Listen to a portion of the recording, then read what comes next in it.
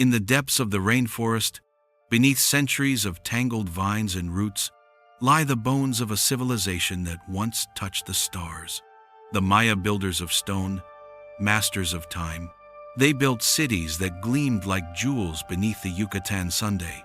They watched Venus trace its sacred path across the dawn sky, and they carved the rhythm of the universe into their calendars. For over 1,000 years, their temples rose toward heaven. But then the drums fell silent, the fires went out, the cities were abandoned. What happened to the Maya? Was it war? Famine? A curse written in the sky? Tonight, on Midnight History, we journey into the ruins to follow the final footsteps of a people who once ruled the jungles of Mesoamerica and then vanished. In the heart of the Central American jungle, beneath a canopy of green so dense it blots out the sun, lie the bones of cities once greater than Rome. Stone pyramids rise like mountains from the mist, their carved faces worn smooth by 1,000 years of rain. Temples, plazas, and ball courts, now choked with vines, stand as silent witnesses to a vanished world. These were the cities of the ancient Maya, a people who charted the stars with astonishing precision, who built empires without metal or the wheel, and who turned the jungle itself into architecture. They measured time in cycles stretching thousands of years. They built calendars more accurate than those of Europe. And yet, around the year 900 CE, this radiant civilization began to fade, its temples abandoned, its kings forgotten, its cities swallowed by the forest. What caused one of the most advanced cultures of the ancient world to collapse? Was it war, famine, drought, or something deeper, something written not in stone, but in the climate itself? For centuries, explorers and archaeologists have walked through the ruins of Tikal, Copan, and Calakmul, tracing glyphs that end abruptly, as if history itself had been cut short. The silence of these cities is not empty, it is heavy, as though the jungle still remembers the prayers, the processions, the cries of a people who once ruled the stars. Tonight, we return to that silence, to uncover what happened in the final centuries of the classic Maya world. This is the disappearance of the Maya civilization. Long before the Spanish set foot in the New World, the jungles of Mesoamerica pulsed with life and brilliance. Between 250 and 900 CE, the Maya world reached its golden age, a time scholars now call the Classic Period.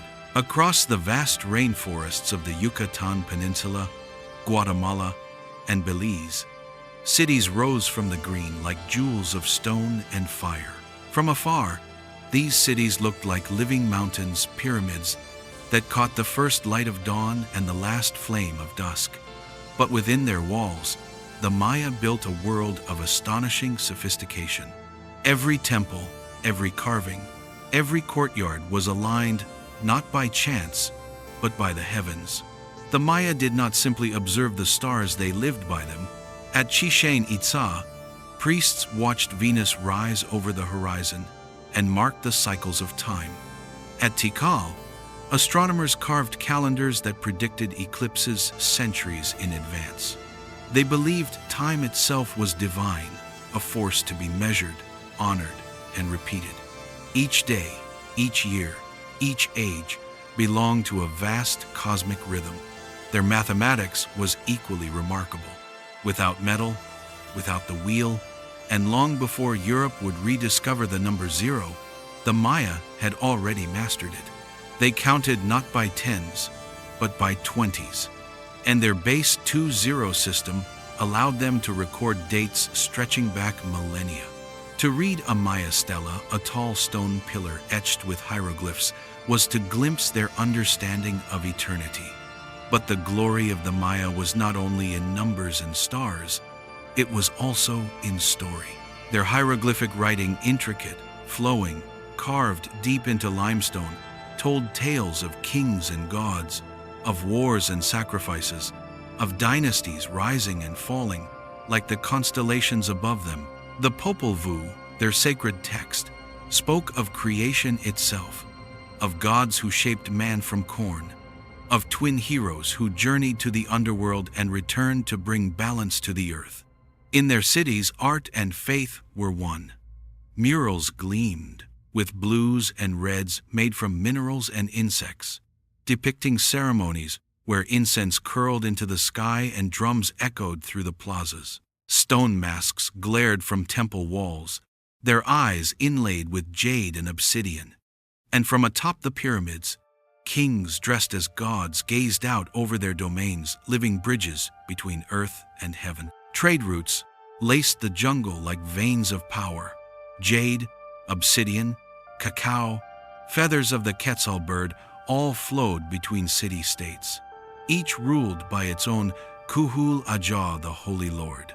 There were alliances, marriages, and rivalries.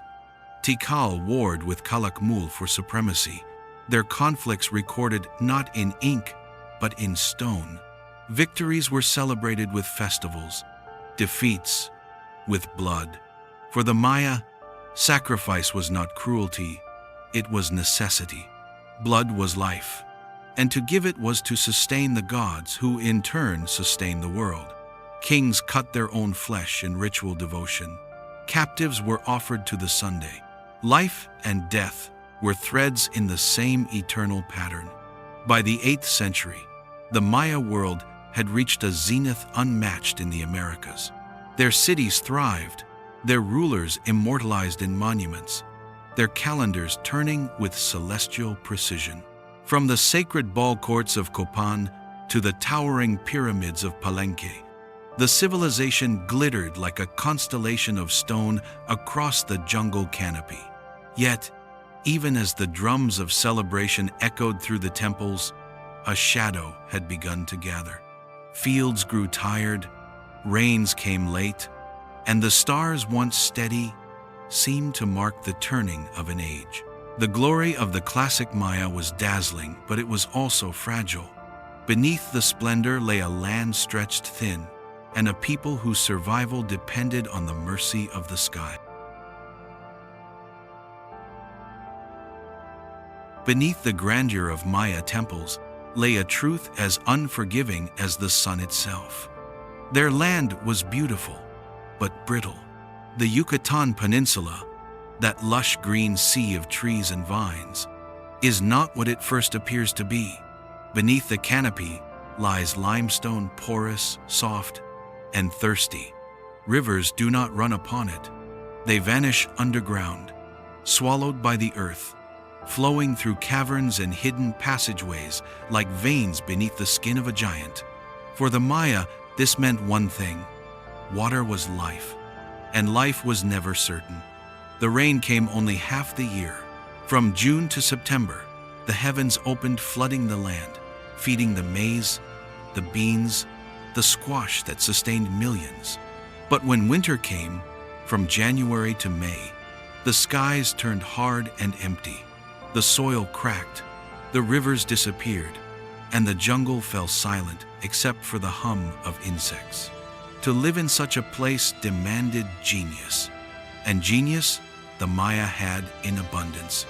They carved reservoirs deep into the limestone artificial lakes lined with clay to hold the precious rain. At Tikal alone, archaeologists have found vast systems capable of storing enough water to sustain 10,000 people for over a year and a half. They built channels that guided runoff from temple roofs into these cisterns. They even constructed raised causeways to transport both water and goods, arteries of survival, linking their stone cities to the jungle beyond. But no matter how advanced their engineering, it all depended on one unpredictable force: the sky. The Maya world existed under the rule of the Intertropical Convergence Zone, a shifting belt of moisture that migrated north and south with the seasons. When it lingered above Yucatan, rains came in torrents. When it drifted away, the land became a furnace. For centuries, this rhythm held steady, the gods faithful, the seasons dependable, until one day they weren't. Sometime around the mid-8th century, the balance began to tremble. Sediment, cores from the Cariaco Basin off the coast of Venezuela, tell a story written in mud and mineral. A story of skies that grew stingy, of storms that failed to come. Between 800 and 1000 CE, the region endured the worst droughts in thousands of years. The great reservoirs dried, crops withered, and rivers that had never ceased. At first, perhaps, the people prayed harder. They offered incense. They cut their skin. They gave blood to the gods, believing the heavens could be persuaded. But when the rains refused, their offerings grew darker. Priests climbed the temples, carrying captives, children, animals, anything to buy back the water of life. Imagine the scene. 100,000 faces turned upward, toward a pitiless sky.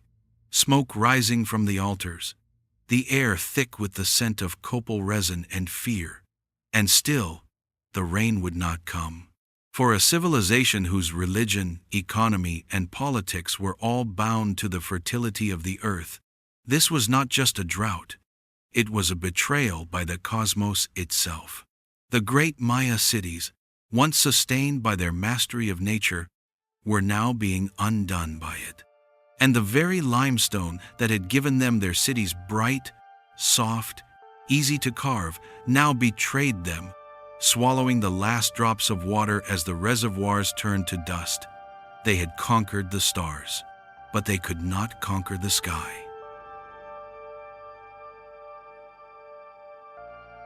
By the late 8th century, the world of the Maya was beginning to crumble not with a single explosion, but with a slow, suffocating unraveling. Across the jungles of southern Mexico, Guatemala, and Belize, cities that had stood for centuries began to empty.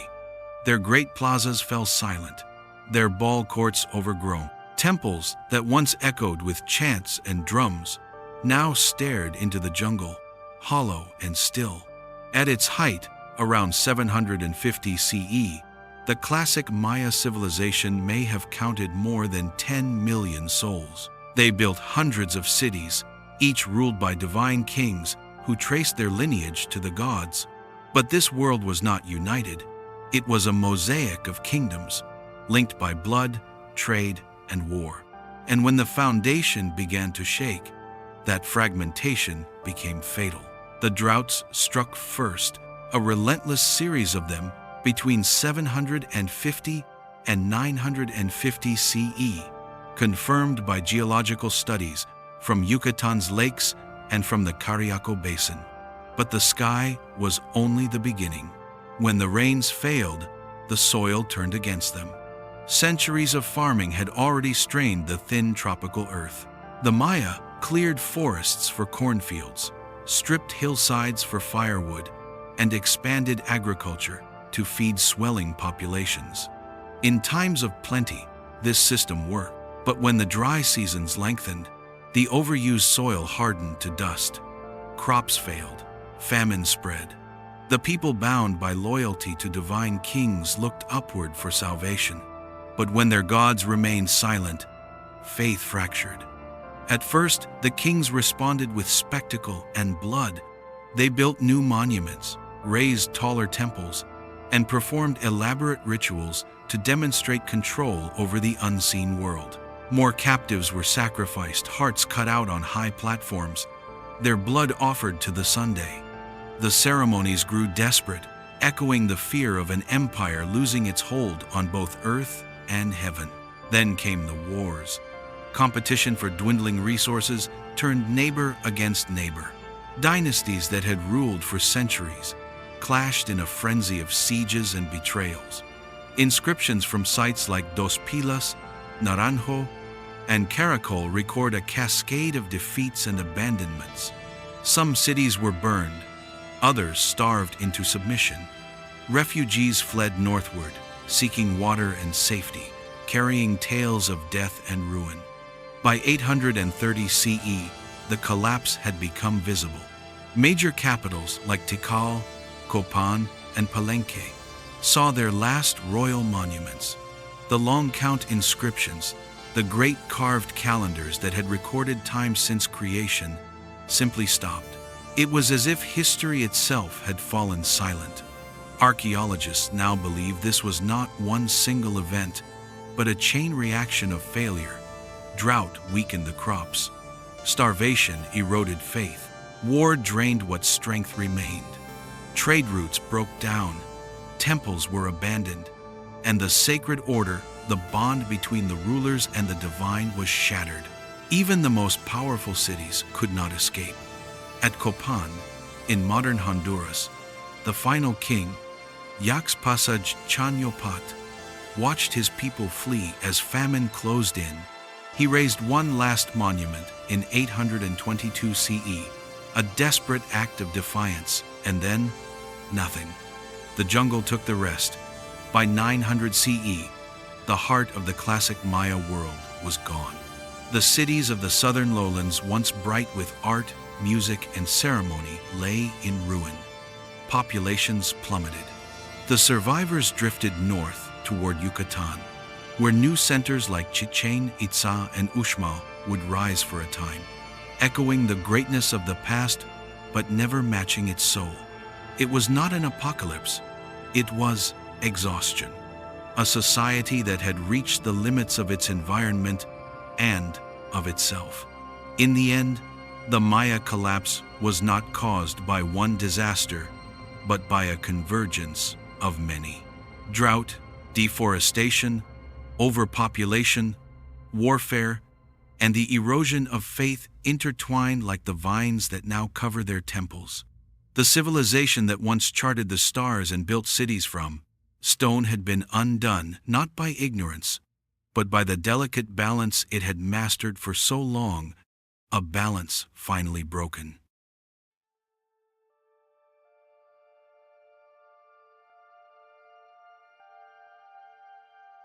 When the last stela was carved and the final temple abandoned, the Maya world did not vanish, it shifted. What fell was not a people, but a political order. The kings and priestly dynasties who had ruled by divine command dissolved into the jungle, leaving behind the peasants, the farmers, the astronomers, those who carried the old knowledge quietly, generation after generation. In the centuries that followed the classic collapse, smaller Maya communities endured. They adapted to the changing land, to the thinning forests, to the failing skies. Their great cities, Tikal, Palenque, Copan, lay in ruins, but the language of the Maya still flowed like water between the stones. It survives even now, spoken by millions across Guatemala, Belize, and southern Mexico. Yet for the modern world, their story has become more than a tale of archaeology. It is a mirror, a warning whispered through time. The cost of greatness, the Maya, were not victims of a single disaster, but of success itself. Their mastery of the land, their ability to draw life from an unforgiving environment, allowed them to grow too well, too fast. Cities expanded, fields consumed the jungle. Forests were cleared to make lime for the stucco that covered their temples. Over time, the lush canopy that had anchored the soil thinned, rainfall patterns shifted, and erosion crept in like a slow curse. By the 8th century, the population of the southern lowlands may have reached 10 million people, a scale the environment could no longer sustain. And when drought struck, the balance broke. Water, food, and faith, the three pillars of Maya civilization, began to crumble. This is why the Maya collapse endures in modern thought. It is not merely a story of ancient mystery. It is a parable of ecological fragility, how ingenuity can turn to overreach, and how the line between progress and collapse is far thinner than we imagine. Echoes in the modern world. In the Maya's fall, we can hear echoes of our own. We too build vast systems of control, technological, industrial, political, to harness nature and secure comfort. Yet the same patterns of dependence, exhaustion, and imbalance remain. Climate, once again, is shifting. Drought, famine, and migration haunt headlines, much as they did Maya inscriptions more than 1,000 years ago. Scientists studying the Maya often describe their society as a climate amplifier, one that turned small environmental changes into social catastrophe. Today, we are that amplifier on a planetary scale. The Maya did not fail for lack of intelligence. They mapped Venus with greater precision than any other civilization of their age. They invented the concept of 0 centuries before it appeared in Europe. Their fall was not a collapse of wisdom, but of adaptability, a refusal, perhaps, to believe that the old patterns could ever truly end. In that sense, their ruins stand as both elegy and warning. Every civilization builds its monuments, believing them eternal. Yet the jungle has a way of reclaiming what arrogance forgets. The living Maya, and still the Maya live, not as ghosts, but as guardians of memory. In the highlands of Guatemala and the Yucatan, in towns like Chichicastenango and San Juan Chamula, the old rituals persist. Candles flicker before statues of saints whose names mask ancient gods. Farmers plant corn by the same cycles of sun and rain their ancestors once charted in glyphs. To walk through a Maya village today is to see history breathing quietly, the persistence of a culture that once faced the end of its world and kept going. Their story reminds us that collapse is not always death. Sometimes it is rebirth in another form. The final reflection. The disappearance of the Maya civilization was not a single night of ruin, but a long twilight, stretching across generations, a fading of light rather than a fall into darkness. In the stone faces of their temples, weathered by centuries of rain, we glimpse both the greatness they achieved and the fragility that undid them. The Maya teach us that knowledge alone cannot save a people, not astronomy, nor architecture, nor kings who promise to command the sky. In the end, what endures is not empire, but balance between ambition and humility, between the earth that feeds us and the heavens we dream of. As night falls over the silent pyramids of Tikal, the jungle hums softly, reclaiming what once belonged to it. The stars still rise in the same patterns the Maya charted. And somewhere, beneath that vast canopy, their descendants still speak their words to the wind survivors of time's great drought.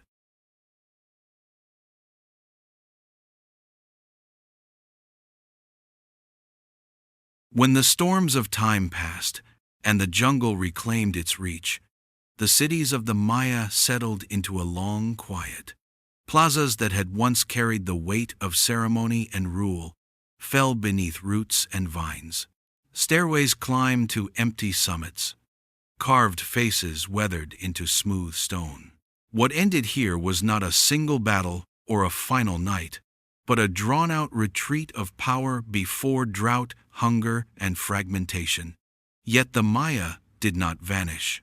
Their descendants still speak dozens of Mayan languages, still plant maize by the seasons, and still carry fragments of the old calendars in local ritual.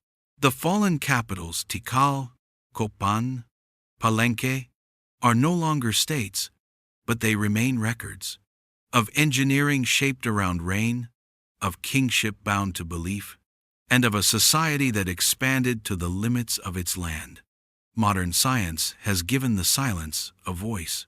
Lake beds and seafloor cores show years when the rains failed. Unfinished temples and fortified walls show the strain of war and scarcity. The abrupt end of long count inscriptions shows the collapse of royal authority. Together they describe a convergence, environmental stress, overuse of resources, political fracture strong enough to pull down a civilization that had measured planets and built mountains of stone. The lesson is not about mystery for its own sake. It is about balance. The Maya thrived because they learned to live on brittle ground. They declined when the ground demanded more than they could give. Their story survives as warning and inheritance.